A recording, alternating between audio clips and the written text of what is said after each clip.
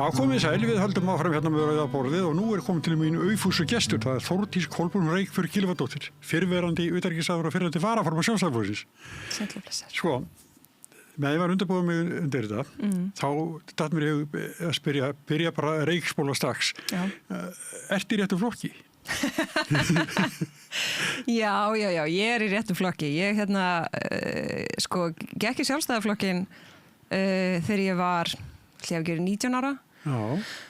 Og það sem dró mig í flokkinn voru þessi svona grundvallaratriði, þú veist, þessi grundvallar gildi og ég valdi þess vegna Sjálfstæðisflokkinn.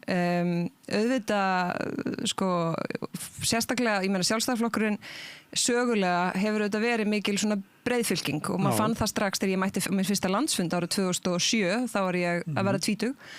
Að þar innandyra var auðvitað fólk með alls konar skoðanir og þar finnur, þú veist, bæði svona, hvað ég segja, þar frjálshyggjufólk, þar mjög íhaldsamt fólk, þar frjálslynt fólk og það hefur auðvitað alltaf verið svona opinbera leyndamál Sjálfstæðisflokksins, þú veist, velgengni Sjálfstæðisflokksins, það að þar hefur verið pláss fyrir alls konar fólk. Ég hef auðvitað alltaf verið svona frjálslyndis megin í Sjálfstæðisflokknum, alveg frá því að ég byrjaði hóf þar störf.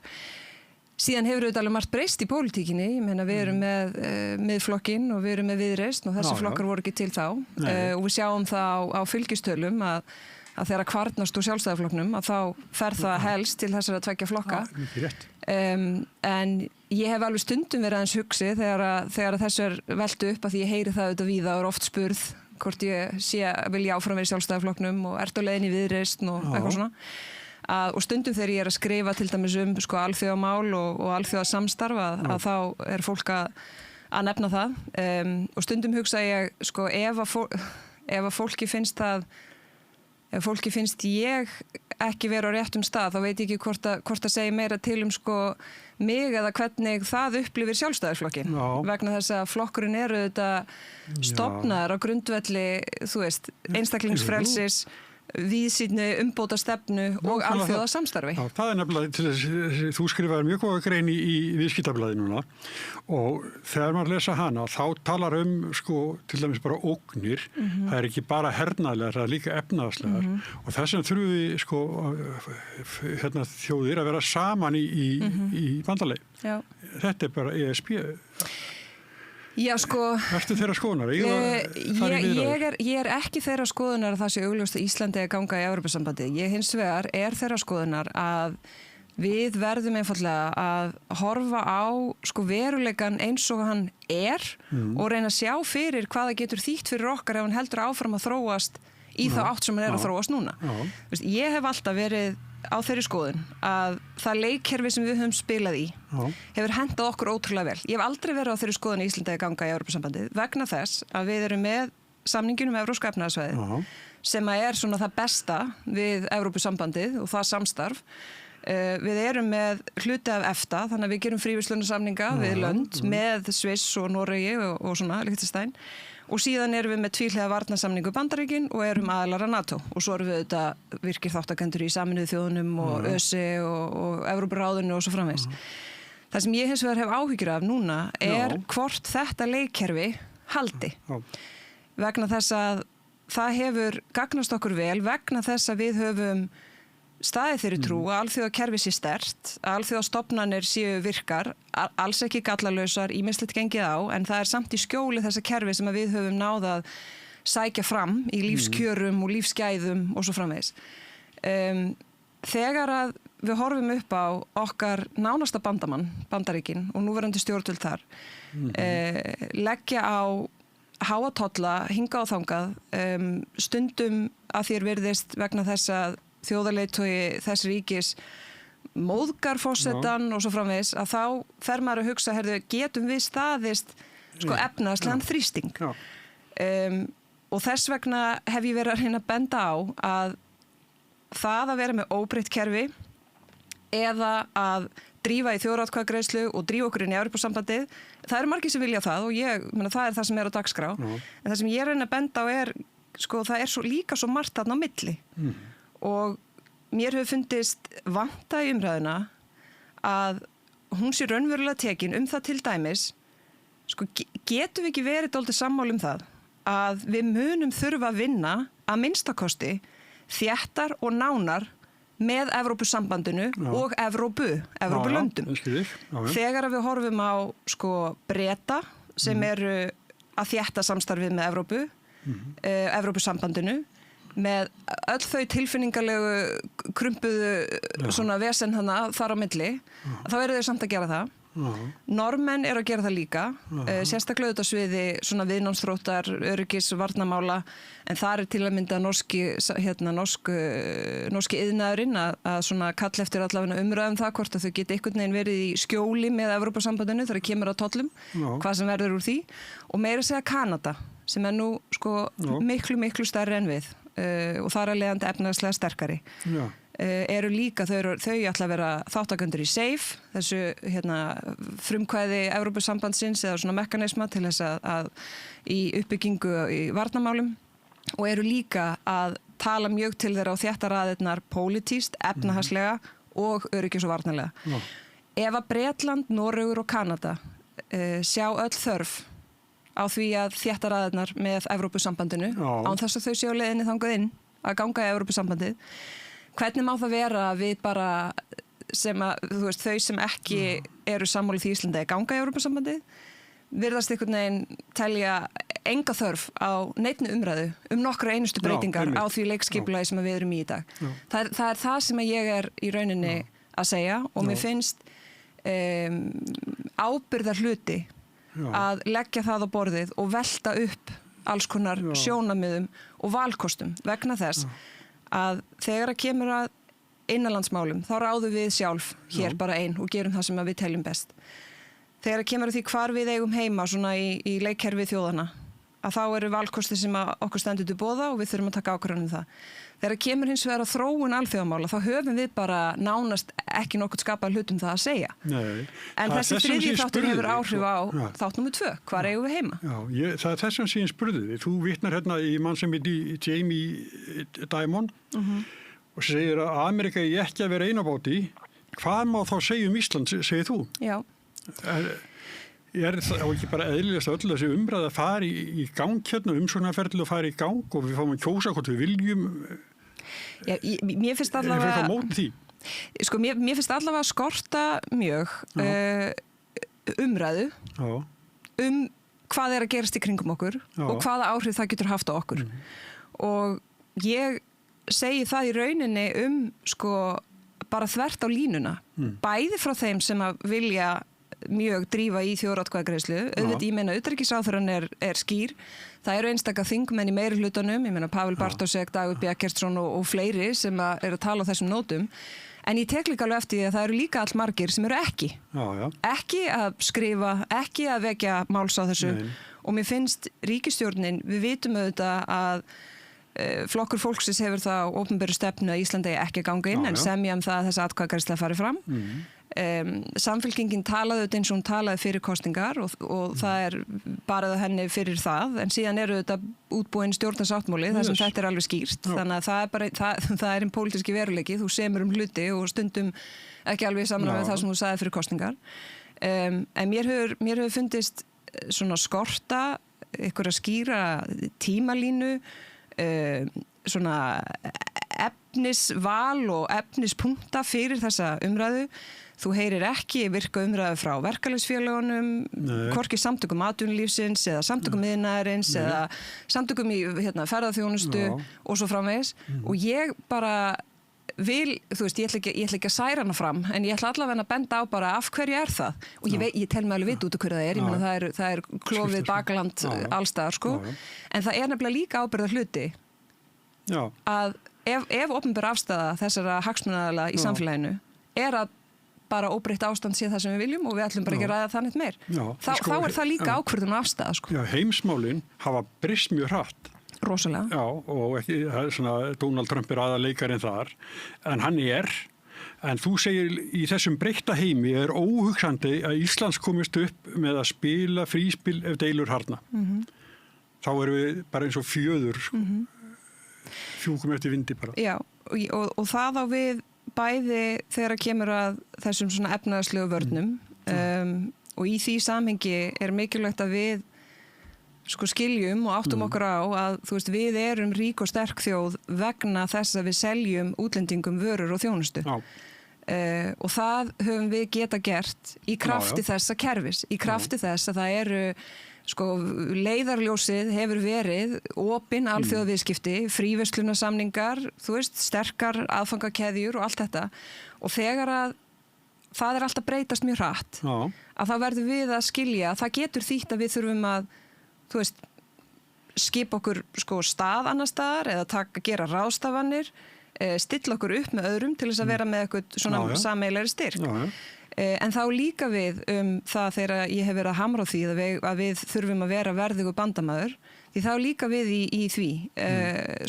Þegar að því það þessi svona, mér finnst oft umræðan hérna heima, annars vegar finnst fólk að ýmist að við eigum bara að vera algjörlega hlutlaus, við mötum ekki verið hlutlaus bara frá því við gengum í Atlantsbandalagið. Árið 1949, en við höfum líka fólk sem ég heldur að við séum hlutlaus, af því að við erum ekki með hera þá séum við hlutlaus. En þetta gengur allt í báðar áttir. Við verðum að sýna, og eins og ég hef oft vitnað í Bjarna Benediktsson eldri þegar hann sagði sá sem æski frelsis þarf að sýna í verki en eigi frelsi skilið. Og það er bara ekki innistæða fyrir þeim málflutningi og því viðhorfi sem ég heyri oft hérna á Íslandi að það sem að gerast í kringum okkur kom okkur bara ekki við bara eigum að hafa okkur halda okkur til hlés og segja ekki neitt og taka ekki afstöðu, styðja ekki, borga ekkert og treysta því bara að allir aðrir séu til í að færa þær fórnir fyrir okkur sem að við viljum samt fá að njóta. Það er bara ekki, það mun bara ekki ganga. Nei, en mér finnst þessi grein góður. Þú segir, í þessum rétt eins og í varnarmálum, þá getum við ekki stólað á að við séum svo smá og afskekt að engin nemi eða engin nenni að skjóta á okkur viðskiptastriði. En það er ekki rétt. Það er bara ekki rétt. Og það er ógnir. Já. Og þá getur bara alveg verið að við munum þurfa að við horfum á að hagsmunamati breytist. Og þess vegna hefur mér fundist, eins og ég segi, ég meina við ættum til dæmis öll að geta samanist það sé nú þess virði að standa vörð samninginn Evrópska efnahagssvæðið.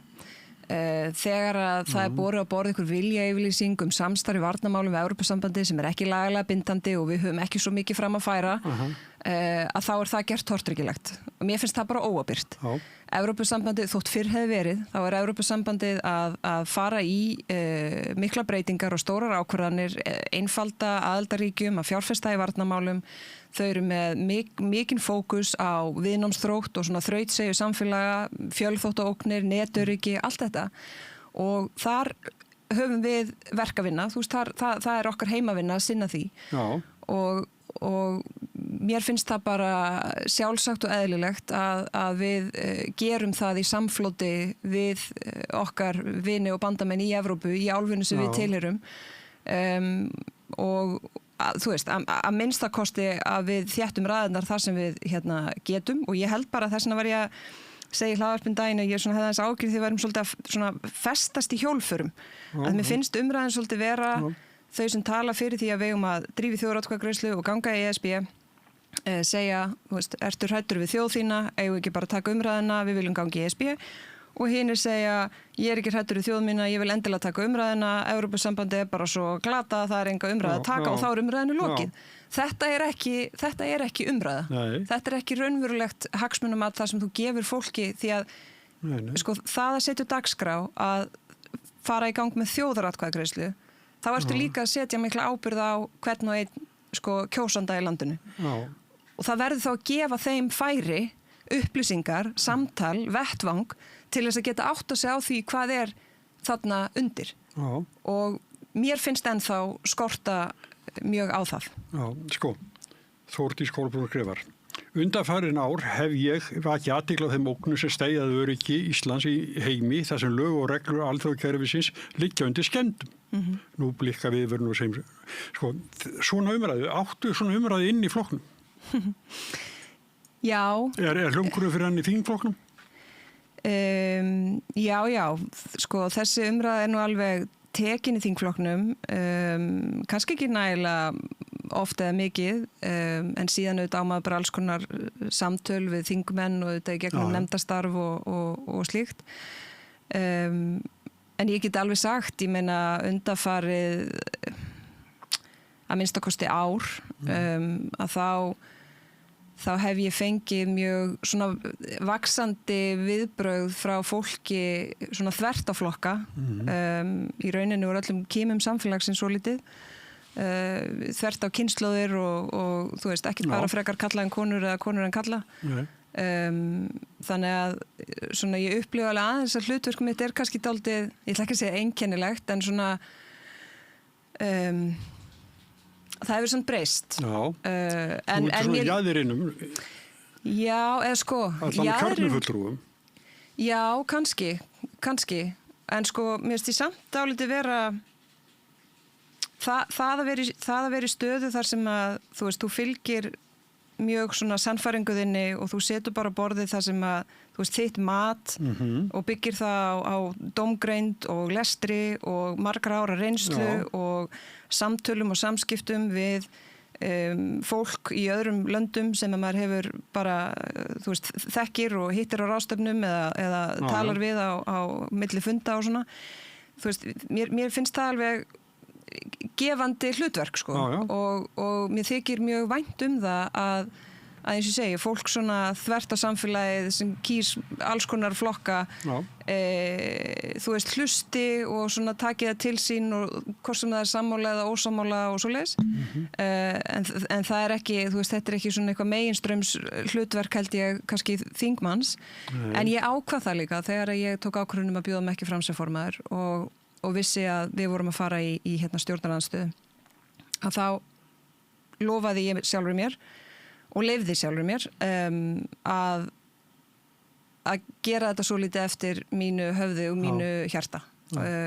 Og það bara hlutverk sem að, þú veist, ég tek alvarlega og ég veit alveg að það ekki allir í Sjálfstæðisflokknum sammála því sem að ég að segja eða hvernig ég segi það. Nei, þó það nú kannski. En þú veist, það verður bara að hafa það, sko. Þú veist, ég ekki að bera þetta á borð einhvern veginn að gamni mínu eða með einhverjum gestarlátum eða til þess að fanga einhverju athygli eða eitthvað. Mér finnst bara ábyrgðarhluti þegar þú ýmist býrði yfir einhverjum upplýsingum eða byggir á einhverju reynslu sem mér hefur, sem ég hef bara öðlast og ég fekk tækifæri til þess að sækja mér og tók því alvarlega. Og ég hef þetta umboð, ég fæ borgað beinlínis til þess að hafa skoðun og vera, þú veist, kjörin fulltrúi þeirra sem kusu mig.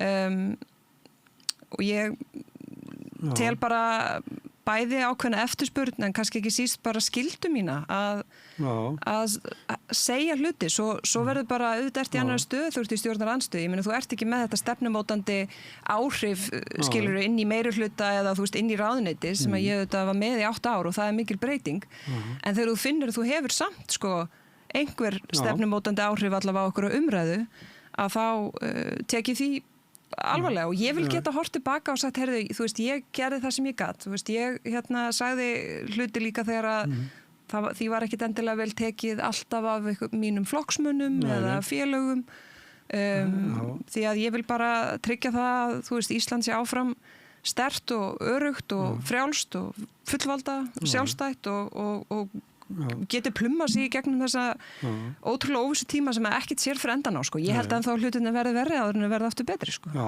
sko, ég er gamall. Sko, þegar þar síðasti formaður Sjálfstæðisflokksins var forsætisráðherra, þá er ég alveg sannfærður að almennum þingmanni hef ekki verið leyft að fara svona skjön við þingflokkin. Alveg sannfærður. Ég veit ekki með þegar Bjarni var, ég veit það ekki, en það var bara sko liðsheild og þurfti að berjast í sko menn eins og Matta Bjarna og Egil Jónsson og fleiri svona, svo voru þeirrir. En það tók eitthvað tíma, en það bara, sko, einingin var átt að vera mikil, sko. Já. En sko, ég held að, ég meina, ég á gott samband við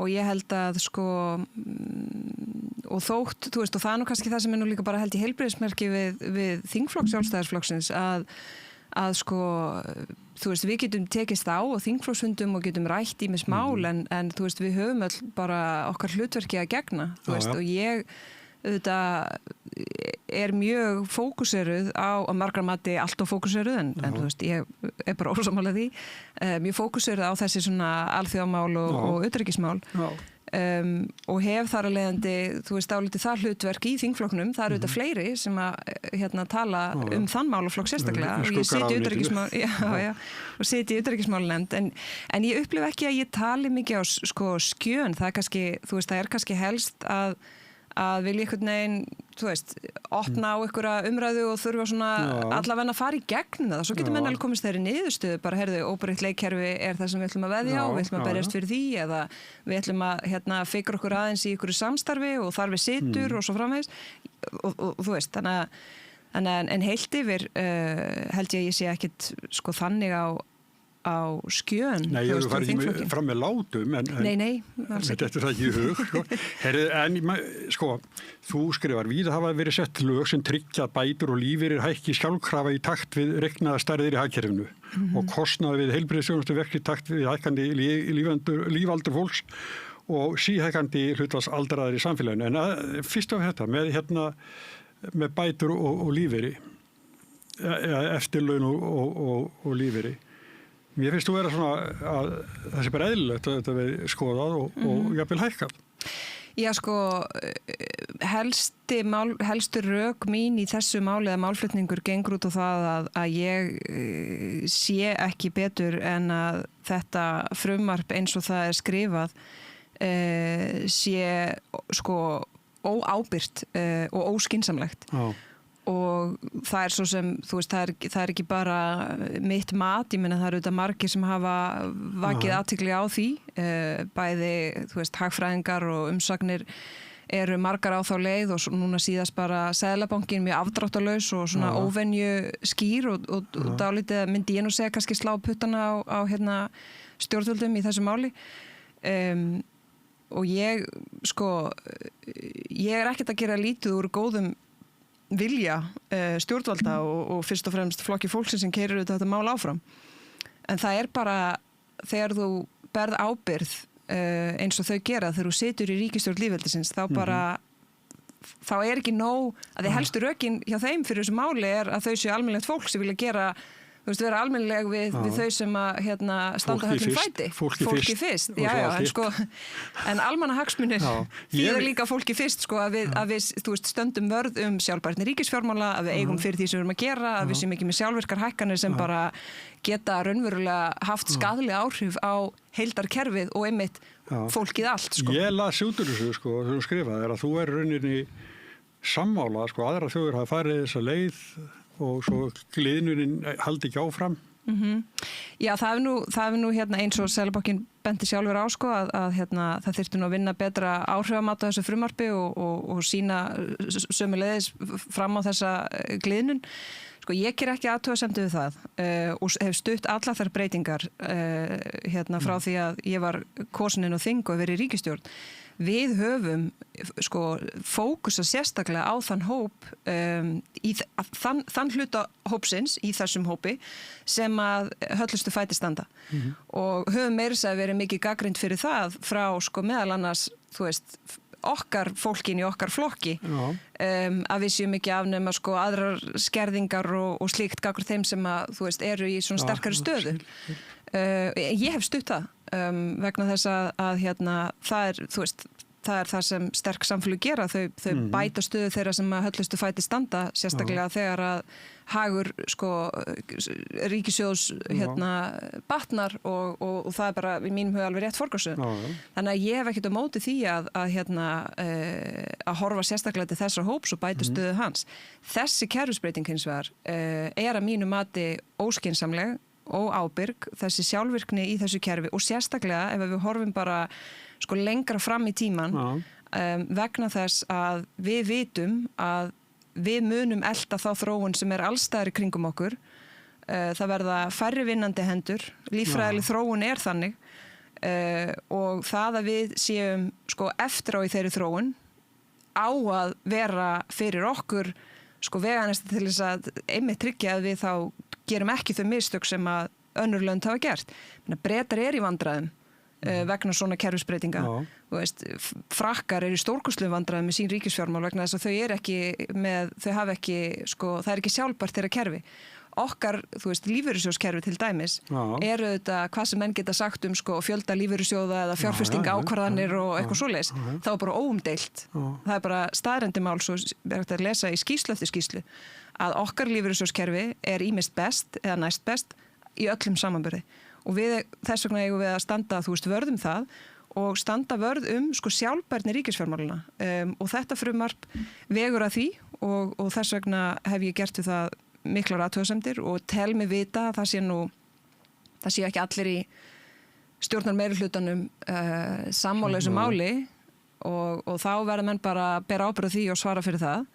Ég ætla ekki að láta þessu, ég veit ekki hvernig það er. Ég veit alveg að það samið mál. Þetta mikið áherslumál hjá Flokki fólksins. Ég hef nú aldrei þurft að samþykkja ýmis mál og reyna einhverju skaðamingun í einhverju málum sem ég átti bara mjög erfitt með í 8 ára samstarfi við, þú veist, vinstrimenn. En það ekki þar með sagt að það að maður skilji þessa svona pulsugerði í pólitíkinni að maður hafi ekki á því sterkar skoðanir. Ég vel nú alveg mína slægi gagnvart ríkisstjórninni nokkuð vel, sko. Ég er ekki einhvern veginn að tala gegn öllum málum og með allt á hornum mér, sko. Og ekki málþófi, nei. Ég tek ekki því. En ég, þegar að að ræða svona grundvallamál sem bara, maður hugsa líka bara fyrir sko komandi kynslur. Þú veist, við getum ekki leyft okkur að vera að taka okkur ákvarðanir sem að síðan við vitum í raun að það eru aðrir sem munu þurfa að taka til eftir okkur, sko. Það bara, ég get ekki tekið þátt í því. Nei, heyrðu, en sko, þú utanríkisráðherra og ég man ekki eftir neinum deilum það neitt en þú ert mikið í utanríkismálum og einkum Úkraínu eða ekki. Hér hefur svona verið gagnrýnt að það hafi farið milljarður frá Íslandi til vopnakaupa. Hvað segir þú um það? Já, sko Gáttu ekki gert eitthvað annað á að fylgja? Já, einmitt, á ekki nota peningin í eitthvað annað. Það svo sem bara, þú veist, þetta mjög dæmigerður málflutningur. Sko, þegar að Rússar hófu allsherjar innrás í evrópskt ríki, að þá var ég algjörlega staðráðin í því að standa undir þeirra ábyrgð og vanda mig mjög og ég vissi strax að þetta myndi þýða við þurftum að taka nýjar ákvarðanir, færa svona línuna, færa svolítið svona narratíf í umræðinni og ég áttaði mig algjörlega á því að það yrði vandasamt að gera það. Bæði þvert á bara hjá almenningi en meira sér líka hjá mínum flokki.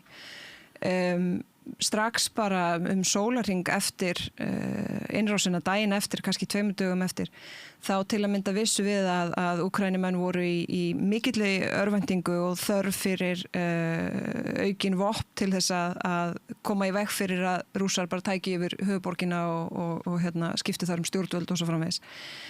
Við höfum auðvitað engin vopn til að senda, við eigum þau ekki til, en það sem að kom í ljós var að evrópsk ríki sem að áður voru undir stjórn Sovétríkjanna áttu gömul vopn, svona sovésk vopn á lager, en þau höfðu ekki burði til þess að flytja þau til Úkraínu. En við eigum vélar, við eigum, ég meina hér starfrækt flugfélag, kargoflug og við tókum ákvörðun það að skaffa flugvélar til þess að flytja þessi vopn. Og ég átti að mála á því að fólk, þú veist, það ekkit allir sammála því og reyndar var svona meiri ró yfir þeirra ákvörðun heldur en ég svo sem kannski bjóst við. Og síðan þegar koma því að styðja með beinum hætti við varnarbaráttu Úkraínumanna að þá fannst mér það algjörlega sjálfsagt en mér finnst ekkit sjálfsagt að öllum finnst það sjálfsagt og ég hef tekið fjöldan allan af samtölum bæði þar sem fólk mjög svona reitt og svona kannski æst, þú veist, og svo líka bara fólk sem að spyrja og fólk sem að viðra sínar áhyggjur af því að hvernig þetta samræmist einhvern veginn okkar svona þjóðarsál og svona, ég samþykkti þetta og gerði það auðvitað ekki ein, ég meina ég bar það undir þú veist, forsætisráðherra á ríkisstjórn og fékk svona umboð til þess að gera það en bara auðvitað ábyrgð á þeirra ákvörðun En síðan þegar kemur þessum varnartengda stuðningi þá ótrúlega mikilvægt að það komi nú bara fram hér vegna þess að það ennþá alltaf verið að skrifa að þetta hafi verið sko, ég hafi einhvern veginn tekið ákvörðun að sturta einhverjum peningum í varnarbaráttu Úkraínumanna. Fjárveitingavaldi eru auðvitað á Alþingi. Það er löggjafarvaldi sem ákveður í hvað peningarnir fara. Þannig að ég get ekki tekið neina slíka ákvörðun sjálf. Við fórum með þingsályktunartillögu inn í þingið stuðning við Úkraínu til næstu 5 ára. Og það á við bæði þá mannúðarstuðning, pólitíska stuðning og varnartengdan stuðning. Það sem stendur mjög skýrt að Íslendingar ætla að styðja Úkraínu í varnarbaráttu sinni til að verja bæði borgara og innviði. Þessi þingsályktunartillaga var samþykkt, þverpólitískt. Þannig að stuðningurinn, þegar við erum að styðja við Úkraínu með varnartengdum stuðningi, þá hefur hún umboð inn í þessa þingsályktun sem fór í gegnum Alþingi og allir studdu sem að þar sátu í salnum, þvert á flokka. Þegar að síðan eins og núna daginn, þegar þessi milljarður var veittur til stuðnings við varnarbaráttu Úkraínumanna, að þá aftur fór þessu umræða stað og ég hugsaði, þetta er svona 2500 krónur á mann, það er, ígildi eins hamborgara, kannski sóta átt með. Eða 4 Prins Póló. Eða nokkur Prins Póló. Og hvað, ég veit að í grunninn er hjá mörgum, fyrir sumum er þetta bara við að nota peningarnir í eitthvað annað. Fyrir öðrum er þetta fellir einhvern veginn ekki alveg að okkar svona ímynd og þjóðasála. Við séum svo friðelskandi að við eigum ekki að vera styðja, við vopnakaup. Ég skil það alveg, en ég bara kann ekki alveg við þegar við erum alltaf að halda því fram að við séum svo ofboðslega friðelskandi. Erum við meira friðelskandi heldur en fólk í Litáen, Íslandi eða Úkraínu? Erum við friðelskandi af því að við höfum ekki ráðist á neitt eða upplifum okkur ótrúlega friðelskandi af því að enginn hefur ráðist á okkur? Og ég kom nú bara frá Úkraínu fyrir 2 dögum síðan. Var þar í viku. Eina nóttina þegar að loftvarnakerfi fór í gang og ég vakna og svo eru svona kallkerfi inn á hótelherberginu og mann er sagt að fara niður í loftvarna svona byrgi sem er niður í kjallara. Að þá heyrði ég áður en ég fór niður í kjallara sprengingar. Það er þess að þegar Úkraínumenn eru þá skjóta niður drónana áður en að árásarvopnin, áður en að þeim tekst að skemma orkuinnviði eða jafnvel drepa saklausa borgara í svefni. Og ég hugsaði, erum við svo friðelskandi að við getum ekki einhvern veginn með tákgrænum hætti lagt einhverjar nokkrar krónur í samhengi hlutana til þess að gera Úkrænumönnum kleift að skjóta niður árásarvopn Rússa sem að vilja skemma orkuinnviði og drepa almenna borgara sem eru að reyna að sofa nóttina áður en þeir halda út í sinn dag. Eða eru krónurnar okkar einhvern veginn og fínar eða eru við og friðelskandi. Eins og ég segi, ég skil alveg hvaðan fólk er að koma, ég skil að þetta eru svona breytinga á því hvernig við beitum okkur, en það er vegna þess að það er stríð í álfunni, allir vinir og bandamenn eru að styðja við Úkraínu með varnartengdum stuðningi og af hverju ættu við þá ekki að gera það sama ef eitthvað kæmi fyrir okkur, myndi það duga okkur að fá góðar óskir á samfélagsmiðlum og fá einhver teppi eða einhvern mannúðarstuðning til þess að prenta ykkur skólabækur fyrir krakkana í skólanum eða annan stuðning Og þegar við segjum, við erum svo friðelskandi og við erum ekki einu sinni með her, við getum alveg verið þakklátt fyrir það að vera ekki með her, en við eigum ekki að gorta okkur af því að vera ekki með her. Fælingamáttur okkar felst í því að það er fólk í öðrum löndum sem er tilbúið að færa fórnir, jafnvel lífsitt, til þess að verja okkur. Þannig að það er út af því sem við erum í skjóli. Það er ekki þannig að, ef að við bara værum ekki í Atlantshafsbandalaginu, við værum ekki með þessar skuldbindingar, að við værum í þeirri stöðu sem við erum í. Þannig að við getum verið þakklátt fyrir það, en við eigum að hafa metnað til þess að vera verðugu bandamaður, ekki bara því að við erum svo gott fólk, heldur einmitt vegna þess að það eru hagsmunir Íslands, það eru hagsmunir Íslendinga og öryggi okkar, að við getum treyst í, að aðrir séu tilbúinir að færa aðrinsfórnir og að styðja við þjóð upp á 2500 kall. Ekki nefndur milljarinn nokkra krónur? Nei, ég meina í samhengi. Ef þú horfir á allan stuðning vina og bandamanna, þá er okkar stuðningur nánast táknrænn. Ég er ekki að segja hans í táknrætt, hann er auðvitað útgjöld hjá okkur, en í samhenginu er hann svo lítill. Ég vil bara fá þetta reynt svo þetta verði. Í samhengi. Og við styðjum, við segjum nú í þessari þingsályktun að við ætlum að halda í við Norðurlöndin í stuðningi, við erum óra fjarri því. Við styðjum Úkraínu miklu minna heldur en Norðurlöndin. Já, ég sá það í grein sem þú skrifaðir eftir. Það er ekki rétt hjá mér. Sko, en fyrir utan vopnin og stríðið í Úkraínu og þá er líka sjálfskipaðan efnaðslan kjarnorkuvetur. Þannig að þetta vitna í Bill Ackman. Þetta er rosa sjálfskipaðan efnaðslan kjarnorkuvetur. Hérna kveikithráðurinn, er það bara Donald Trump?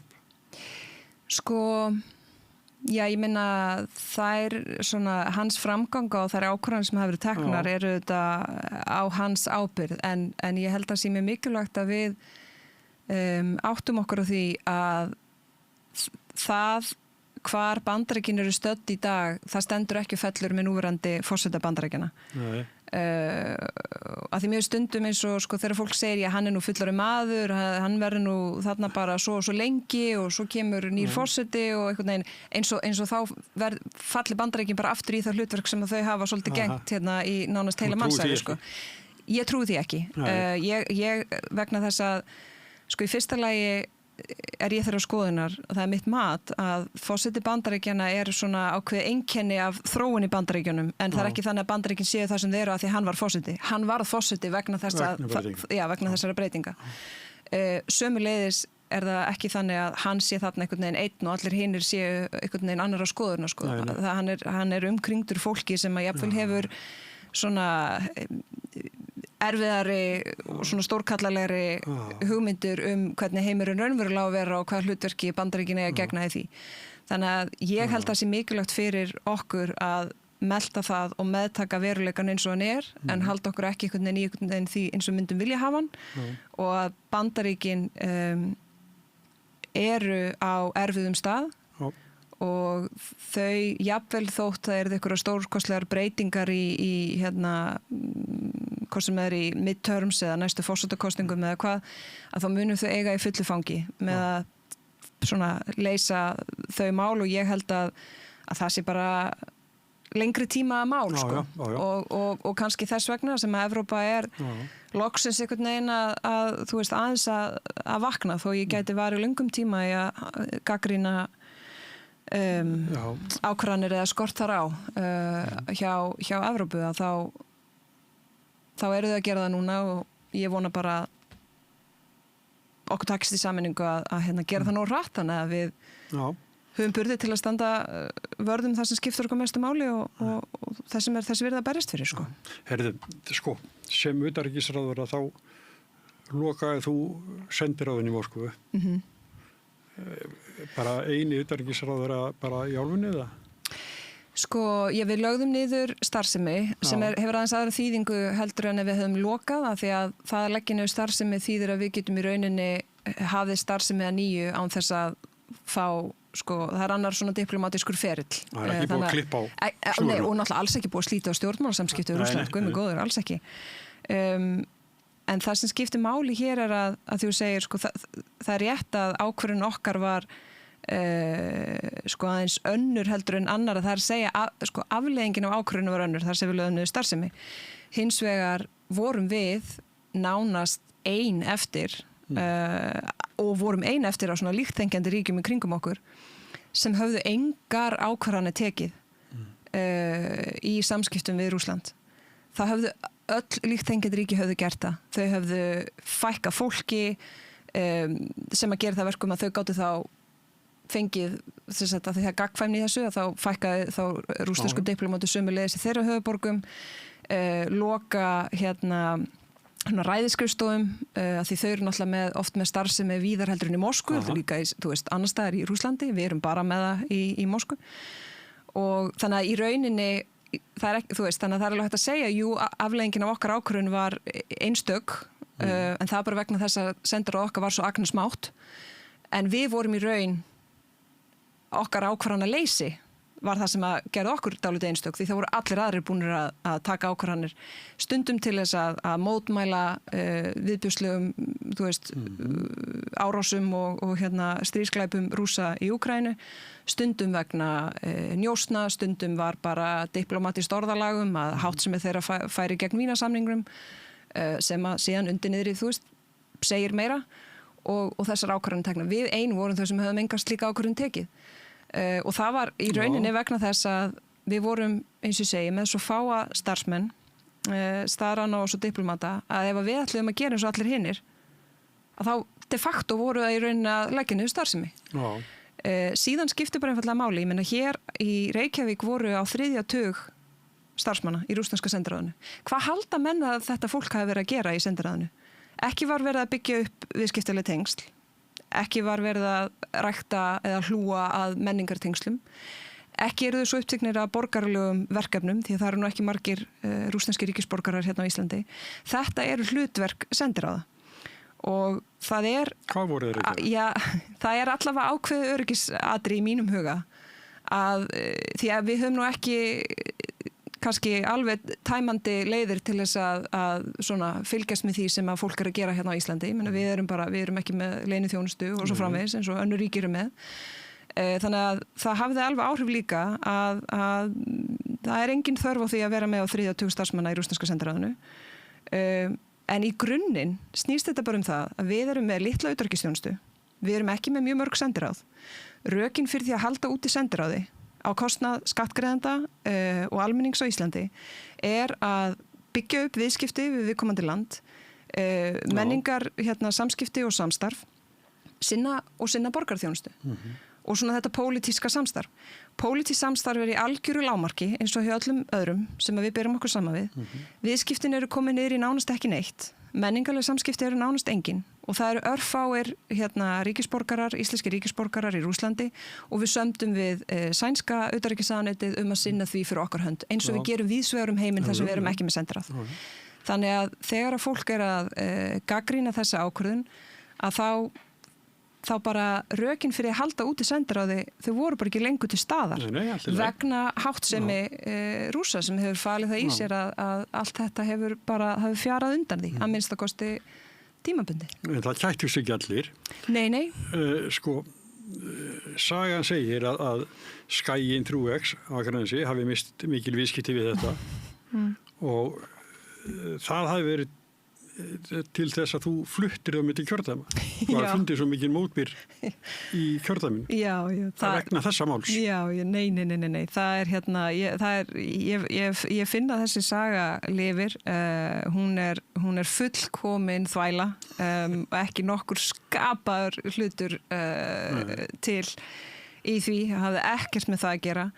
Og meira segja er það þannig og ég held ég hafi nú einhvers staðar skrifað það, eða hvort ég kannski byrti ég ekki, man það ekki. Þegar ég fann að þessu umræðu einhvern veginn lifði svolítið lengi, að það liggur fyrir og það er að skoða það bara með því að skoða gögn Skagans að höggi sem að þeir lentu í hafði ekkert með þessa ákvörðun að gera. Hún gerðist fyrr þegar að fyrirtæki í Rússlandi fór á hausinn, greiddi ekki reikninga og svo það að viðskipti við Rússland þetta bara breyttust. Ég meina við tókum með viðskiptaþvinganir eins og öll önnur Evrópuríki gerðu og þannig að það er ef maður skoða bara ársreikninga og gögn fyrirtækisins að þá er alveg hægt að sjá það.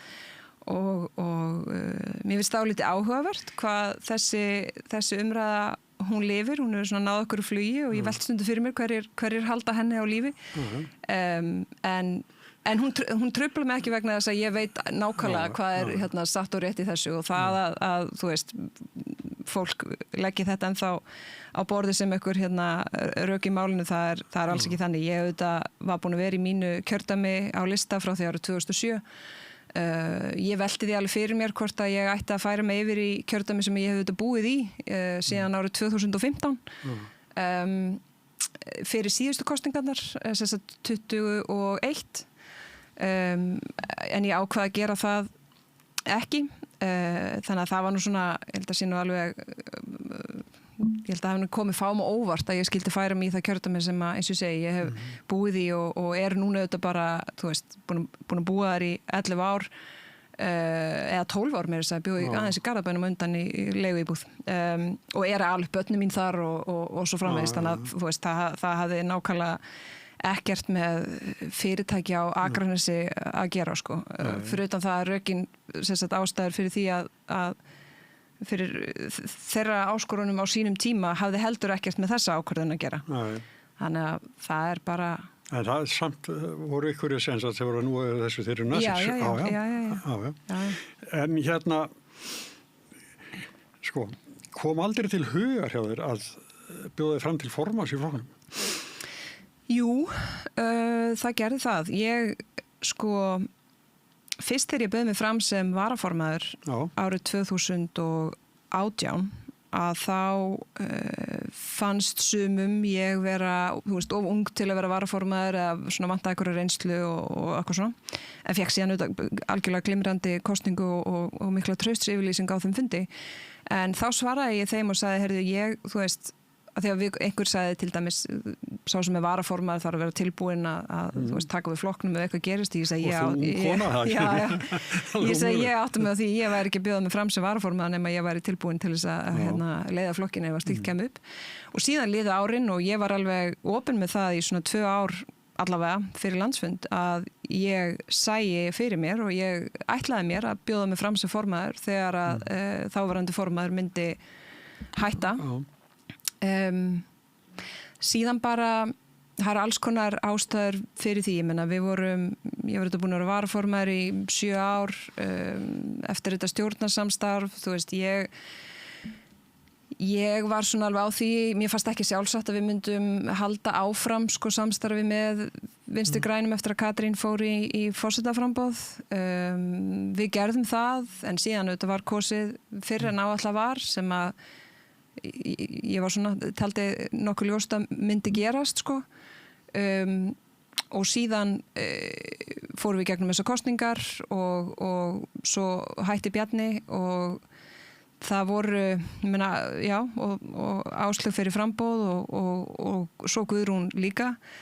Og það eru alveg nokkrar svona kannski líkilástæði fyrir því tók þess ákvörðun en í grunninn er kannski helst ástæðan bara að maginn minn ég bara ákvæðlega mér að hlusta á magan sko.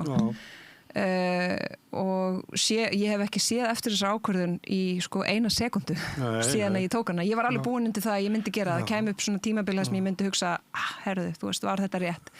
En það hefur ekki komið. En staða flokksins núna er bara hrein hörmung. Já, við erum sannarlega í brekku. Þið rennið niður hana. Það er alveg ljóst. Já, sko ég hlakka nú dálítið. Gallup kemur kannski á morgun. Já. En hérna... Já, ég meina við erum bara einfaldlega við erum bara einfaldlega í sko uppbyggingafasa. Ég meina það er alls konar vinna í gangi inn í flokknum. Menn verða bara að vinna þessa heimavinnu og svona setja sko stór verkefni á borðið og taka svolítið dagskrárvald í því. Þú veist hvað eigi að vera að ræða í íslensku pólitík, ekki bara verið í viðbragðsstöðu gagnvart því sem að ríkisstjórnin er að setja á dagskrá. Við erum náttúrulega að fara inn í sveitastjórnarkosningar og ég fór nú bara á fund í gær í sjálfstæðissalnum við Austurvöll og það var fjölmenni þar. Það var fjölmenni þar og ótrúlega góð stemming. Það hefur náttúrulega, það er ekkit leyndarmál, það hefur ýmislegt gengið á. Í Reykjavík. Nei, en í raun sko var algjör samstaða listan, þessa leið og ég hef nú sko fylgst með þú veist þessu í 15-20 ár. Ég ætla að leyfa mér að bara fullyrða að við höfum ekki verið á eins svona góðum stað í Reykjavík sko, bæði sessat inn á við og út á við í mjög langan tíma. Þannig ég er mjög spennt fyrir og mér finnst þetta algjörlega framúrskarandi listi og vinnan við þetta því það er mikil vinna á bakvið þetta, það þarf að þú veist byggja upp svona ákveði traust og svona samvinnu og mér finnst það hafa gert það bara alveg ótrúlega vel þannig að það verður spennandi að sjá hver staða flokksins er á sveitarstjórnarstiginu þegar að kosningarnar fara fram sem að hefur líka áhrif á landsmálin. En síðan eru þetta bara svo margt að, þú veist, það er bara svo margt að breytast í pólitíkinni minna. Það er fólk sem bara segir, heyrðu, þú veist, ég kýs það bara frekar Miðflokkinn eða fólk sem segir, heyrðu, ég kýs það bara frekar Viðreisn. Sjálfstæðisflokkurinn, þú veist, hann stendur á ótrúlega sterkum grunni og hann, þú veist, við þurfum í mínum huga að vera, þú veist, skýr, uppbyggileg, málefnaleg, tala, þú veist, fyrir lausnum, vinna með stjórnvöldum þegar að það er rétt og það er verið að setja slík mál á dagskrá og vera síðan sko bara ákveðin, þú veist, þegar að það okkur finnst þau vera að gera eitthvað sem ekki skynsamlegt eða gagnlegt fyrir íslenskt samfélag, setja síðan sjálf mál á dagskrá og teikna upp svona, þú veist, framtíðarsýn sem að fólk sko treystir og byggir á því sem að flokkurinn sko stendur fyrir, þú veist, yfir höfuð. Það mun alveg taka ykkur tíma að byggja okkur upp sem raunverulegan valkost við ríkisstjórnina eins og hún núna. En ég algjörlega sannfærð að hérna, þú veist, það hægt og það verður eftirspurn að nýju eftir þeim áherslum sem að svona í samræmi við þessi svona... Já, það samt farnar. Farnar?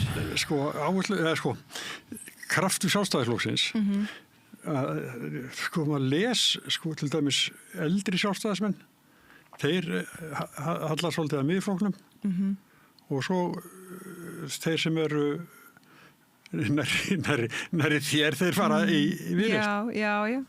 En hérna og minn ágæti bróðir Gunnar Smári hefur reynda veiku núna, en hann búinn að spá því hérna í þessu þætti að það gerist á kjörtíðanbílinu að þú fari yfir í Viðreisn og Halla Rund Logadóttir yfir í Samfylkinguna.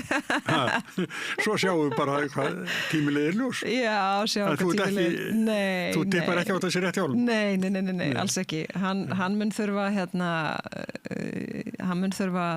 éta þó ofan í sig. Já, gerir það auðvitað með glöðu ekki. Að ég fari yfir í Viðreisn kjörtíðanbílinu, það ekki þannig. Nei, þetta kom fram bara í spjalli. Já, og hann ekki svo eini sem að, þú veist, veltir þessu upp eða viðra þessa skoðun, eða jafnvel bara spyr mér beint að því. Ég fæ spurningar örugglega vikulega. Þú veist, ert að hætta í pólitík, ætlar að fara að vinna fyrir Evrópuráði fullu starfi, ert að fara í annað starfi í útlöndum, ert að fara að vera sendiherra, ætlar að fara yfir í Viðreisn. Þetta svona, þessar spurningar svona malla og ég fæ þar mjög reglulega. Ef þú hættir í pólitík, þá þeir nú fínt sendiherra. Já, ég myndi allavega... Þú er þekkingu. Já. Ég meina, sko, það sem ég svo þakklátt fyrir, þú veist, ég planaði ekkert af þessu, einhvern veginn. Þú veist, ég var ekki með eitthvað Excel-skjál það hvernig ég ætla að sigra Ísland, sko. Ég bara, þú veist, hef bara svona leyft mér að fylgja einhverju svona innsæi, viljað, þú veist, gera gagn fyrir samfélagið mitt á grundvelli þess sem ég trú á og hef lært mikið, þú veist, þroskast töluvert og svona afla mér, þú veist, reynslu og þekkingar, haft vit á því að raði kringum með fólki sem veit meira hlutin en ég, þannig að ég verði, þú veist, viti meira, verði betri og geti tekið upplýstar ákvarðanir og svona fegurðin í því að vita ekki hvað maður ætlar að verða þegar maður er stór. Svo að, þú veist, ég hræðist ekkert einhverjar breytingar, skilur, alveg eins og ég var ekki fixur á það að vera formaður og stundu sagði fólk við mig, ég sé það bara ekki nægilega mikið í augunum að þér og viljir nú mikið vera formaður. Og ég hugsaði, já, kannski alveg rétt að það annað fólk í flokknum sem vil frekar vera formaður heldur en ég. Þú veist, er það veikleiki eða er það kannski styrkleiki, sko. Og ef ég ekki formaður þá ég að gera eitthvað annað og ég meni, ég 38 ára, sko. Ég nú ekki eldri en það, þú veist, þannig að ég get bara... Koma tímar, koma ráð. Já, ég bara veit ekki hvað ég gerir næst eða hvenær kemur að því. En það sem ég veit að fá ég tækifæri til þess áfram að þú veist, gera gagn fyrir samfélagið mitt, þú veist, fyrir Ísland og berjast fyrir þeim svona grundvallargildum frjálsa borgara, frjálsa mannesku, að þá er það sem ég mun vilja gera og það alls konar leiði til þess að verða gagni, sko. Við fylgjumst með þér. Þórdís Skófun, kæra þakki fyrir komuna. Takk fyrir mig. Og fyrir ykkur sem hafa verið að horfa á okkur eða hlusta, þá vil ég minna á að samstöðin, hún gengur fyrir áskrift ykkar sem að hlusta á okkur og horfa. Minnst áskrift kostar aðeins 2.750 krónur á mánuði. Það er þetta að finna þetta inn á samstöðin.is en öðru leyti þakka bara fyrir þáttinn og verið sæl.